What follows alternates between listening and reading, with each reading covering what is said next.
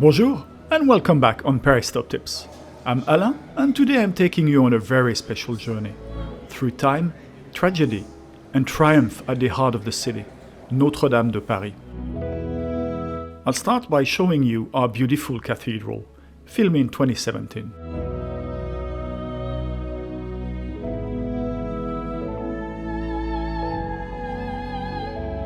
Back then, the cathedral was still standing proud. Magnificent, though darkened by centuries of candle smoke and time.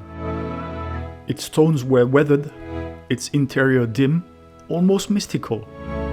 The kind of sacred gloom that made you whisper without realizing it.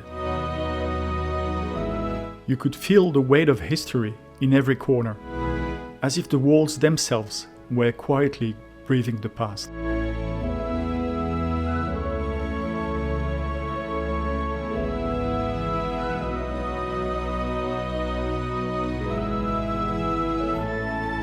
Then, we all saw the moment that shook Paris and the world.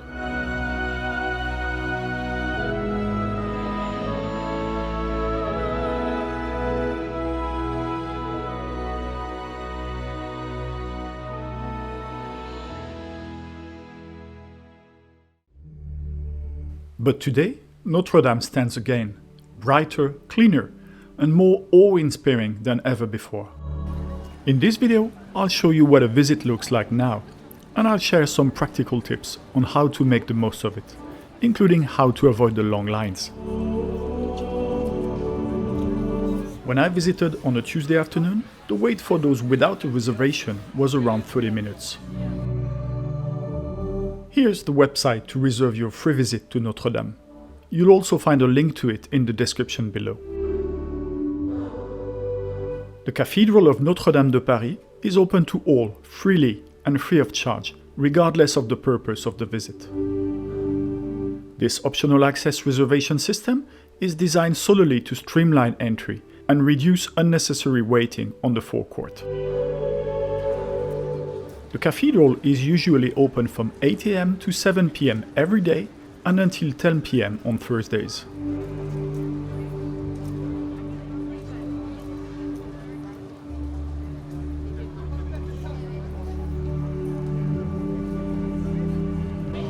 In 2025, Notre-Dame de Paris is expected to welcome 15 million visitors, far more than the 11 to 12 million it received annually before the fire. That would make it, by far, the most visited monument in the world, 4 million visitors ahead of St. Peter in Rome. That's over 40,000 visitors or worshippers every single day, which is why, although reservations aren't mandatory, they are strongly recommended. As you can see, the centuries of smoke and soot have been completely lifted from the stones, the pillars, and the ceiling of the nave. The cathedral now radiates with a brilliance it hasn't known since the Middle Ages. To start your visit, you'll be guided through the north aisle, just to the left after you enter. The chapels on the northern side are dedicated to key male figures from the Old Testament. Each chapel typically features a 17th century painting on the left, a 19th century sculpture or artwork in the background, and a 20th century tapestry on the right.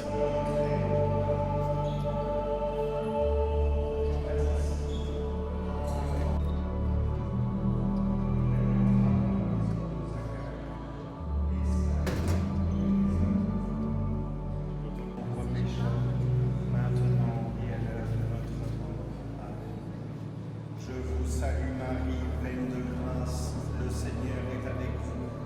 Vous êtes bénie entre toutes les femmes, et Jésus, le fruit de vos entrailles, est béni. Je vous salue Marie, pleine de grâce, le Seigneur est avec vous. At this point, the contrast is undeniable. Compared to how it looked before the fire, the space now feels dramatically brighter and more luminous.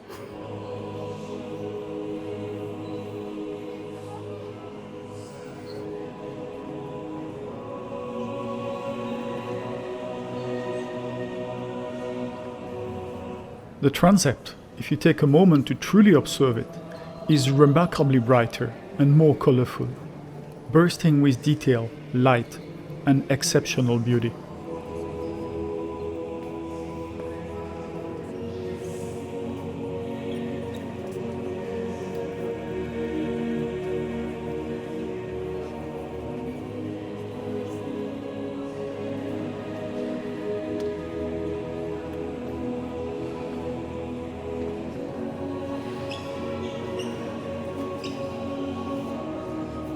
On the north wall of the choir, you'll find a major masterpiece of Gothic sculpture from the 13th century, a series of 14 polychrome scenes from the Gospels, depicting the birth and early life of Jesus up until the beginning of his passion.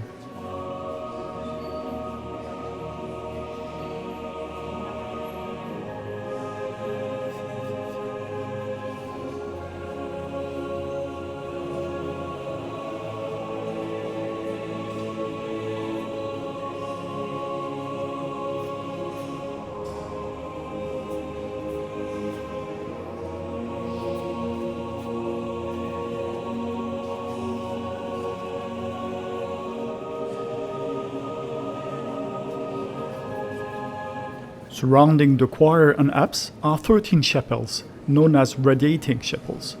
Several of them serve as the final resting place for bishops and archbishops of Paris.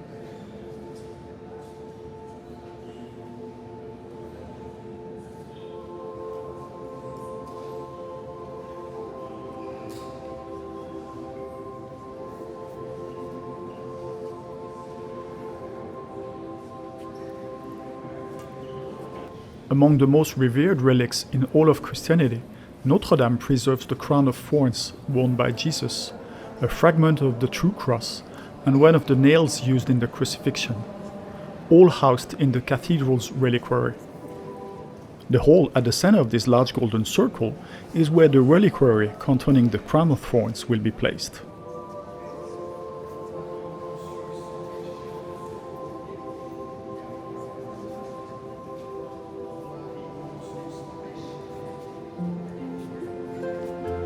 In the chapel of St. George and the Christians of the Middle East, a special tribute honors the firefighters who helped save Notre-Dame during the blaze.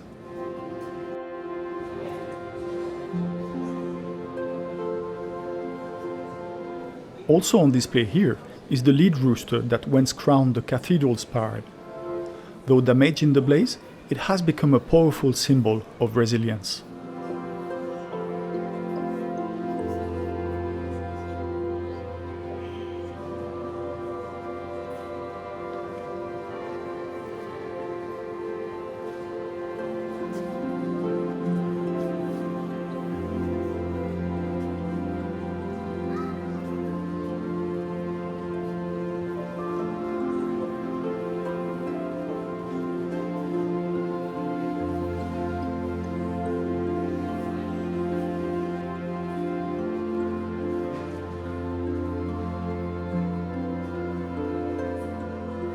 Dating from the early 14th century, the south wall of the choir presents 9 remarkable scenes illustrating Christ's appearances following his resurrection.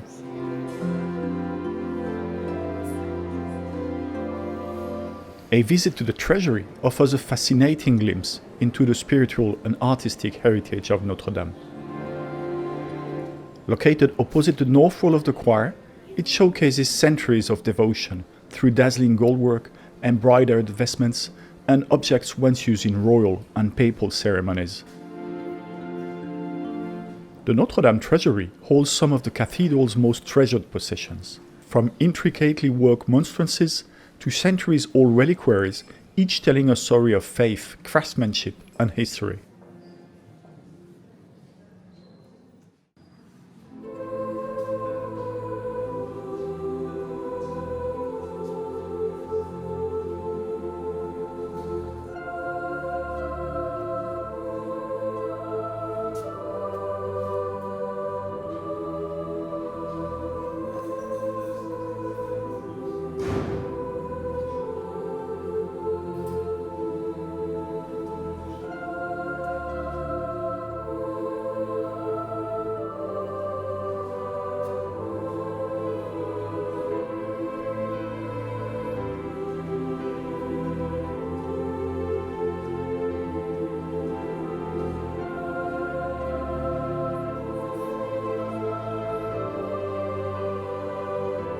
relics of the Passion of Christ, once housed in the Sainte-Chapelle, which was originally built to protect them, were transferred to Notre-Dame after the French Revolution.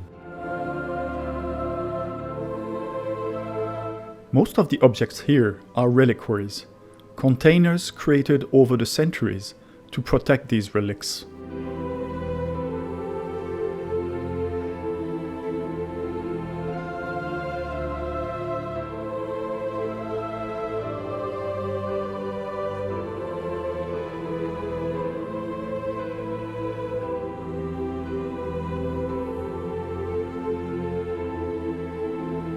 This beautiful object was once used to shield the crown of thorns from light, preserving it in reverent darkness.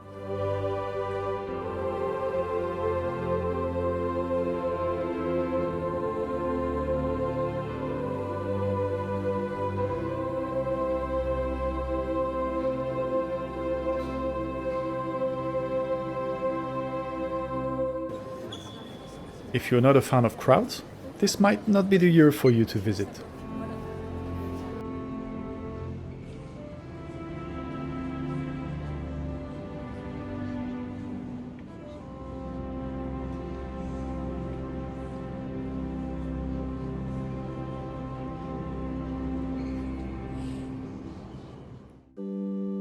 Once again, the contrast is striking between the dark, time-worn cathedral of the past to the luminous, renewed marvel we see today.